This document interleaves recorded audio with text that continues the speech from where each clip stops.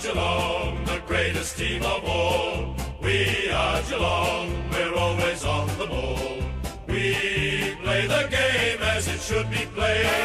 It's indeed always a pleasure to interview someone who, arguably along with Neil Tresize, formed one of the greatest roving duos ever to play at the Geelong Football Club. I refer to and welcome Peter Pianto. Thank you, Eric.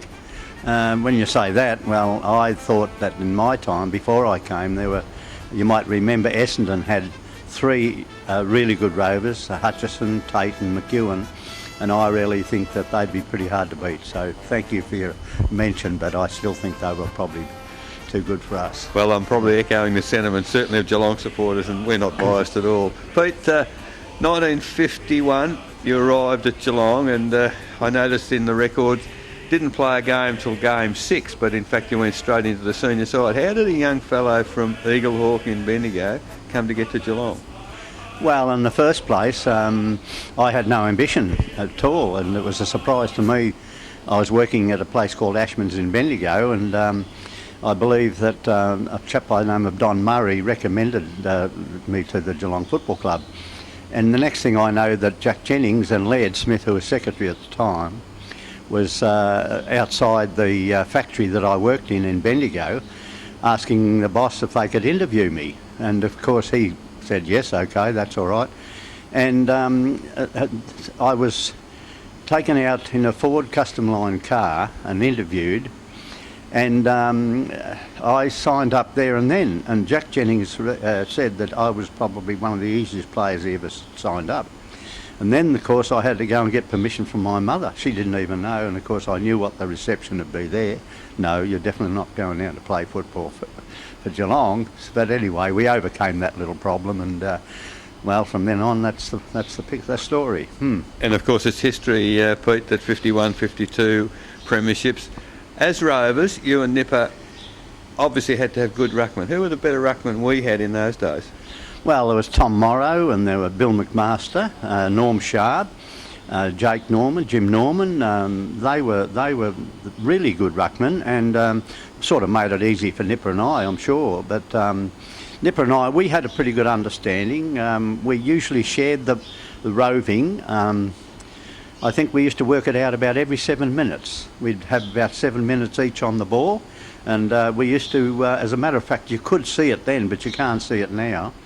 The clock at the South Geelong Hall over there, I'm not sure what the place is. The Albert Hall. Is it? Yes. Well, that's what it is. Well, we'd keep our eye on that, particularly when we were playing at Geelong, and try and work it out that we had our 7 minutes each rather than hog the ball all the time, which happens a lot, I think, in ruck combinations and roving combinations. Yeah, probably taking the next question. I was going to ask you how you formed such a remarkable combination.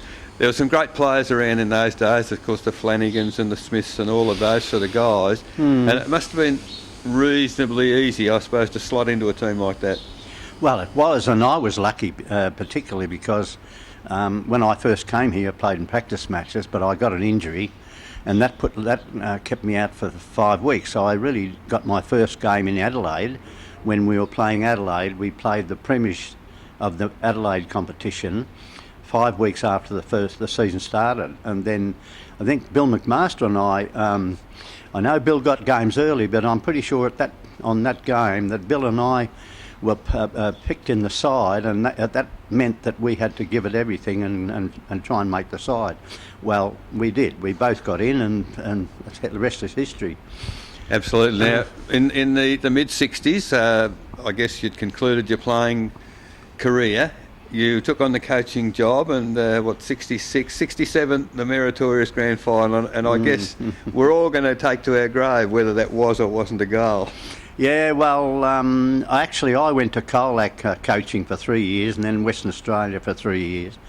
Came back and went back to Colac, and then I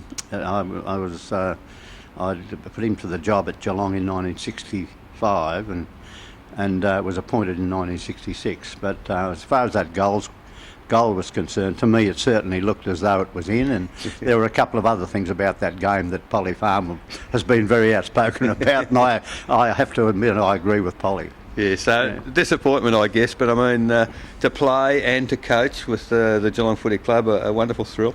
Well, it's never anything that entered into my thoughts as a young fella, as a kid. I was quite happy to spend my whole life playing for Eagle Hawk. That, like the opportunity came along, and I can remember once I saw in the paper a photo of Fred Flanagan. And Fred at that time, in fact, the headline's the big blonde giant from Geelong. And I looked at it in awe, and I thought, gosh, they must be big fellas down there. And I was, I couldn't believe that I was asked to come down here and try and play with them. When I get here, Fred's not as big as I thought he was, and then I thought, none of these fellas are faster than I am, or anything like that. You know how it goes through your mind. And it turned out that, to me, at that time, they were all titans, in other words. But when you get down here, they're people just like yourself and all enjoying the game of football. And so that first impressions, I think, are always the biggest, and that's how it happened. Yeah. But I guess we could go on for hours, and we all love talking footy. Time is going to beat us, but it's been an absolute thrill to catch up with you this morning and enjoy what you had the enjoyment of playing at the Geelong Footy Club. Thanks, Eric, yes. It's been Peter Pianto in Catching Up with the Cats.